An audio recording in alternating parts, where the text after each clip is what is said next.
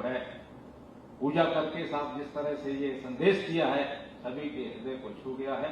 मैं माननीय मुख्यमंत्री जी से अनुरोध करूंगा कि हमको आशीर्वाद प्रदान करें जिससे हम समाज की सेवा।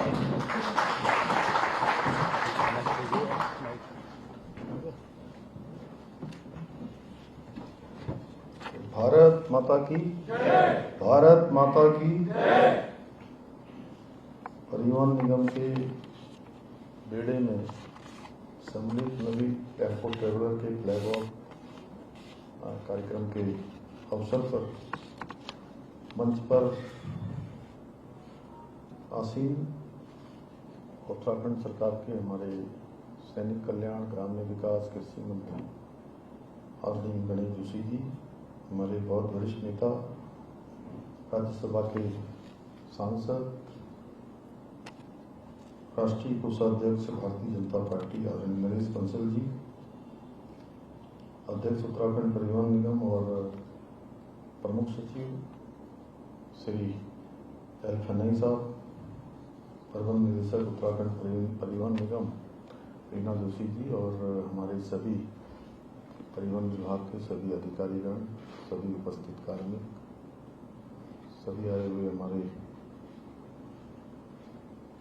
महानुभाव, मैं आप सभी का आज यहाँ पर उपस्थित होने पर मुख्य सेवक सदन में आप सबका अपनी ओर से स्वागत करता हूँ। आप सबका मैं अभिनंदन करता हूँ। ये बहुत प्रसन्नता का विषय है कि हम उत्तराखंड परिवहन निगम के बेड़े में पहली बार 20 वातानुकूलित टेम्पो ट्रेवल सम्मिलित कर रहे हैं।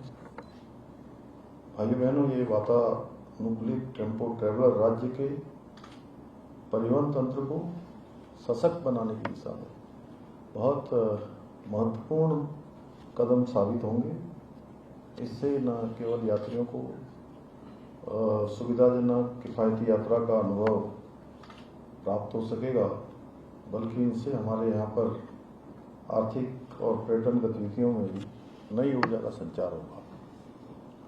और निश्चित रूप से जैसा अभी यहाँ बताया भी गया कि हमारे राज्य में आवागमन बहुत बड़ा है और चार धाम यात्रा हो या हमारी अन्य धार्मिक स्थानों की यात्रा हो, टूरिस्ट सीजन हो या समय समय पर होने वाले पर्व हों, हर पर्वों में बड़ी संख्या में पूरे देश और दुनिया का फुटफॉल यहाँ पर होता है।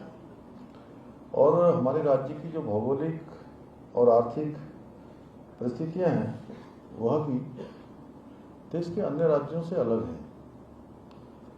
हमारे राज्य में जहाँ एक ओर ऊंचे पहाड़ हैं, गहरी घाटियाँ हैं, तो वहीं दूसरी ओर दुर्गम और सुदूरवर्ती क्षेत्र हैं जो बुनियादी सुविधाओं के लिए हमारे परिवहन नेटवर्क पर ही आधारित हैं, पूरी तरह से उन्हीं पर निर्भर हैं। और एक बड़ी आबादी हमारी वो परिवहन के जरिए ही अपना आवागमन करती है, उनके पास अपना कोई साधन नहीं है। इसके अलावा पर्यटन की दृष्टि से भी हमारे राज्य में कई महत्वपूर्ण क्षेत्र हैं जो हमारी आर्थिकी का भी एक प्रमुख रीढ़ है। ऐसे में एक प्रभावी परिवहन तंत्र का निर्माण करना उत्तराखंड के विकास के लिए बहुत ही जरूरी है।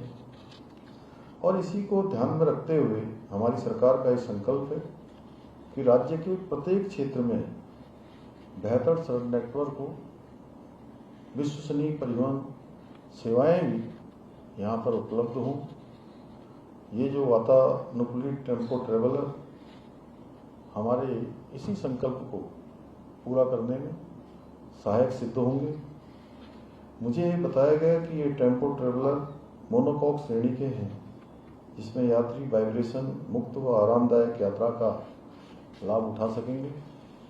वर्तमान में उत्तराखंड परिवहन निगम की ओर से वाल्वो और साधारण नॉन एसी बसों का संचालन किया जा रहा है, लेकिन अभी तक हमारे यहाँ कम बजट में एसी बसों की सुविधा का अभाव था। यात्रियों की इस मांग को देखते हुए परिवहन निगम उत्तराखंड में पहली बार टेम्पो ट्रेवलर का संचालन करने जा रहा है। मुझे यह भी बताया गया कि इन 20 टेम्पो ट्रेवलरों में से 10 को देहरादून मसूरी के मार्ग पर और 10 को नैनीताल हल्द्वानी मार्ग पर संचालित किया जाएगा।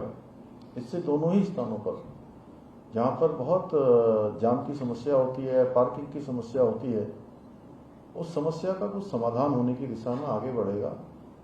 चाहे मसूरी जाने वाला हो या मसूरी के आसपास हो, बड़ा जाम होता है। इसी प्रकार से नैनीताल में भी है, वहाँ भी कहीं पार्किंग की जगह कम पड़ जाती है और टूरिस्ट सीजन में तो बहुत चुनौतीपूर्ण, हमारा हर प्रकार से ट्रैफिक को व्यवस्थित करना एक बड़ी चुनौती होती है। और ये एक शुरुआत परिवहन निगम ने की है। ये शुरुआत बहुत बड़ा एक खाका आगे के लिए तैयार करेगा, क्योंकि इससे प्रेरणा लेकर हमारे अन्य विभाग भी इस दिशा में काम करेंगे। भाइयों बहनों, हमारी सरकार परिवहन क्षेत्र को और अधिक सुलभ बनाने के लिए, सस्ता बनाने के लिए, सुरक्षित बनाने के लिए निरंतर प्रयास कर रही है, क्योंकि हमारी सामाजिक आर्थिक उन्नति का एक प्रमुख आधार है, प्रमुख सेतु है। इसके लिए हम शहरों के साथ साथ ग्रामीण परिवहन को भी मजबूती प्रदान करने के लिए विशेष कार्य योजना के तहत कार्य कर रहे हैं।